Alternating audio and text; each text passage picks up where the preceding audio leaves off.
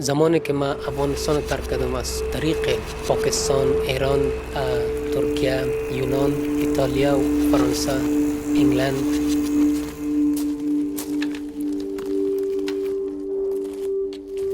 The Bristol Bike Project is a project that takes in old and unwanted bicycles that are donated to us from the general public. We then work on these bicycles, sort of overhauling them with various underprivileged groups, and that includes political refugees and asylum seekers.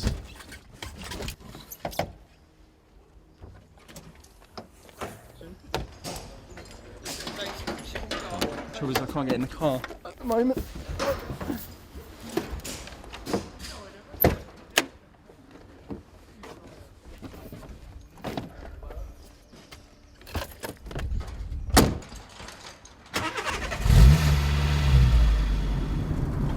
Currently we're working 2 days a week because it's all voluntary, and occasionally, I mean, we try and encourage people to bring bicycles to us, but sometimes that's not possible. People don't drive, there's a lot of bikes to pick up or something, so we do that.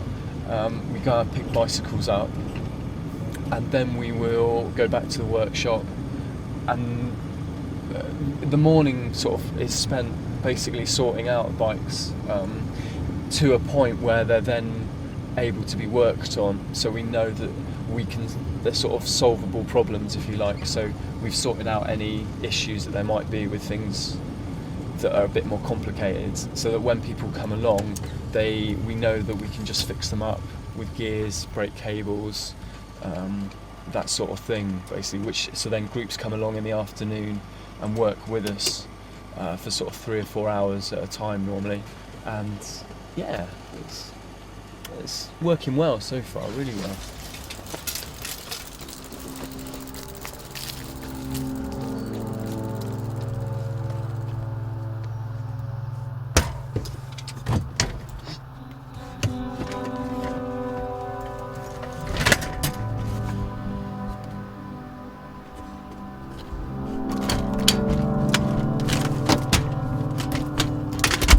The emphasis is very much upon helping people help themselves.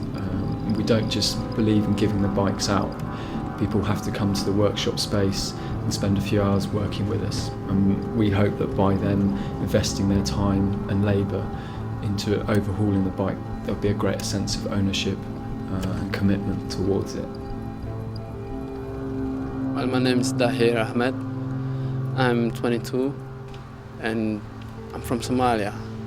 I'm an asylum seeker and I have no status actually yet, and I'm still waiting on my leave to remain from the Home Office. My name is Abdulaziz. I'm from Ghazni, near to Kabul, Afghanistan, and I'm 29 years old. I've been in Bristol about 1.5 years. My status in this country as an asylum seeker.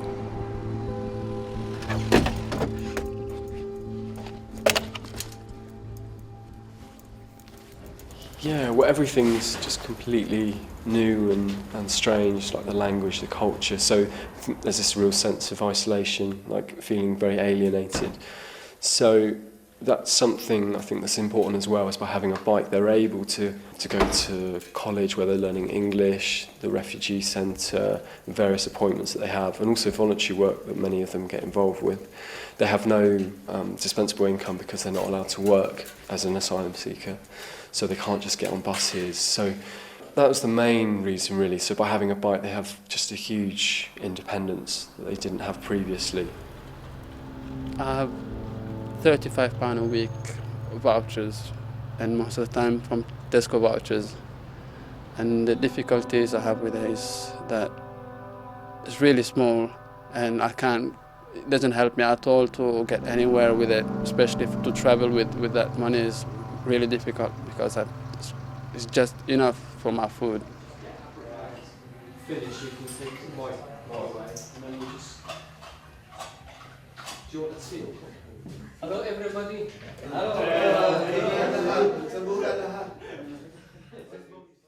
It's been really successful.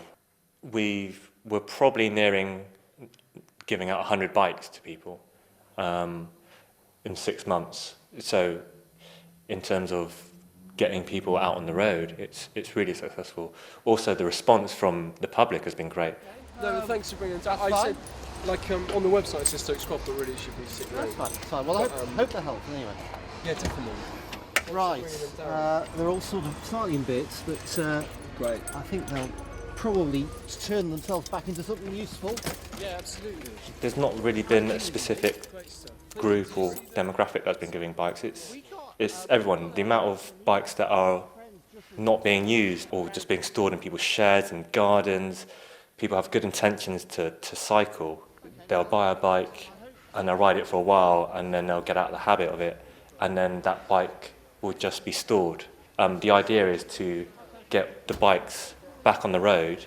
Also, is that a lot of people are coming to us saying that they were going to take a bike to the dump, but they felt it was bad because, well, these bikes are usable. So we're kind of providing some sort of service to, well, a recycling service as well.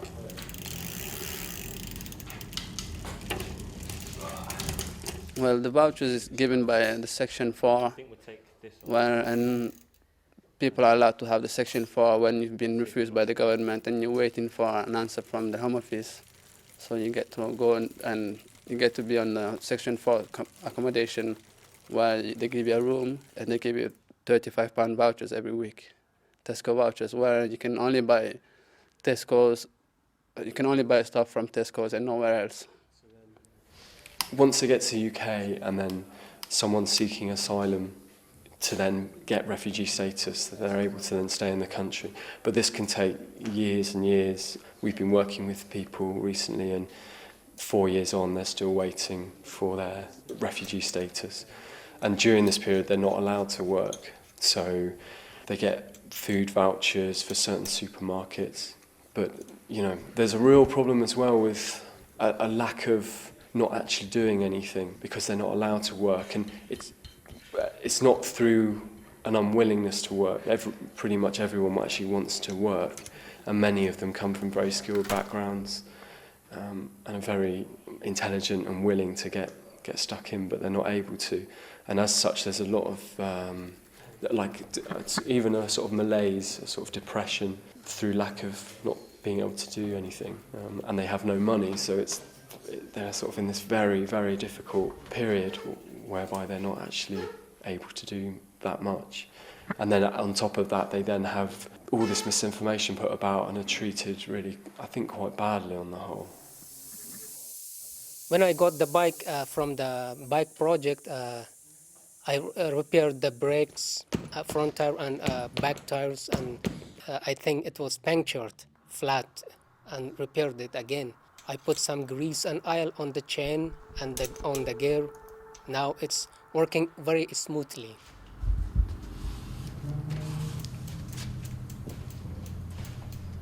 Well, I lived in my country in Somalia, especially in Mogadishu, the capital. I lived near the sea, and quite normal village where we do fishing, we sell fruits, vegetables, or even do sweets as well. I was going every day swimming in the sea because it was just 2 minutes from my house, and eating fishes every day. My childhood was started during revolution in Afghanistan, when the Russian troops invaded Afghanistan. In our village, we grow wheat and many types of fruits. In our house, we had 4 rooms, and my father, mother, and brothers and sisters, we were left together, and we had together our breakfast, together our lunch and dinner. The rest of life was all the same as together, not separated. What happened to me in Mogadishu, it's been one day I went to town where I went in the market, buy some food, and when I came back I found my house actually upside down, some blood around and nobody in the house. So I ran up to the neighbors to ask them what happened, and they told me that they heard some screaming and and fighting, and they was afraid to come out. So that's all they've heard, and they said that I could stay with them for a while if I wanted, although that it could be dangerous for them to keep me in their house. So I've stayed with them for a week, and after that week, I went look for my people, for my family, in the streets and the markets. That's where I've been taken by the militias, kidnapped, and brought me to a big farm actually, and I was forced to work for them for 3 years. And luckily they've been attacked, and we've had the chance to escape, and that's how I get back to the city in Mogadishu, where it takes me 10 days to come to Mogadishu, walking in the fields, not walking in a big road actually, because there could be militias driving in the big roads, and once you get caught, you might not have the chance to come out again. When our truck ejected by the Taliban from the road between Farah and Nimruz province, I felt I'm going to die, and no one knows about my whereabouts. Where is he now? They treat us like animals. Sometimes they gave us food, like piece of bread and glass of water, and they told us you're working for infidels, and you're supporting infidels, and you don't help the Talibans and your Muslim brothers, and don't look like Muslims. I felt if I'm not a Muslim, by heart I'm a Muslim. A Muslim is not like a person who is treating people like animals. It was dark late in the morning. One day we managed the way. We crawled like snakes and escaped from them. And after some weeks, that people came behind the door and asked for me, and told to my father, if we will capture your boy, we will cut his head from his body. When I thought my life is in danger, one day they will kill me, I escaped from Afghanistan.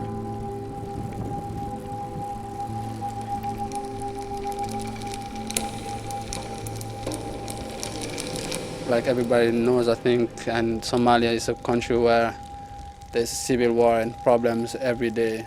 It's one of the worst places in the world where there's no government and where there's no justice. People do whatever they want. Like you can find all in the market and next to the tomatoes or next to anything else, people selling guns or people selling other things. And it's not really the place to be for no one else. It was very difficult to say goodbye to my friends and other relatives. Just I talked with my father and mother. I had to escape, otherwise they will kill me. Leave with nothing, just a small amount of money. And before that I talked with some people if they could help me to take me out from Afghanistan to other countries like Pakistan, Iran, and towards Europe. The worst part of journey was between Turkey and Greece. When people are trying to get out from Turkey by land, they cannot pass the border. I got from Turkey to Greece by boat, a small plastic boat, which 12 people were in that boat, and we paddled with hands and legs to get out of the sea to other port in Greece side. Imagine it takes from each person $100, $150, $200 for shipping from one side to another side. Well, Somalia has been treated very bad actually for the past 100 years, where we've had a lot of foreigners coming in our country for wealth and resources where it's wanted by certain countries. Like we have oils, we have diamonds, copper, and many other resources, whereas the rest of the world would like to have it. We as a people who live quite simple and not used to to new technologies and new software, and actually we just live simple and live the next day.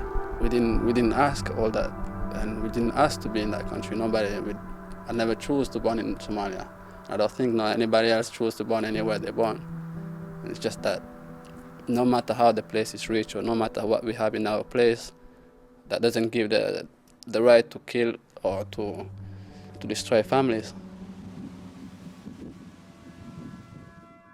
Bicycle gives me a feeling where I feel free when I'm riding a bicycle, where I'm not preoccupied of anything else.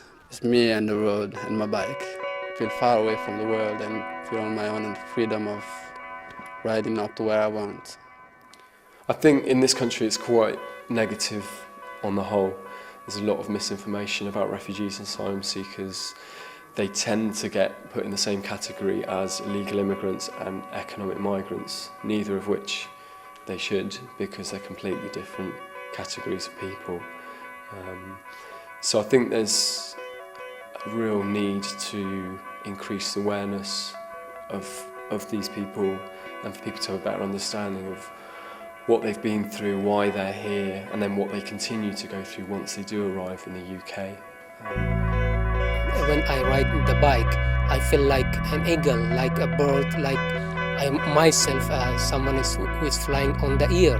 I feel freedom and peace of harmony with body and soul, and no problem for me, which I had before. I miss first of all, my family, father, mother, brothers and sisters, friends, relatives, and village and country. By setting this project up, it's made me realise how doable things like this are, especially on a sort of grassroots level like this.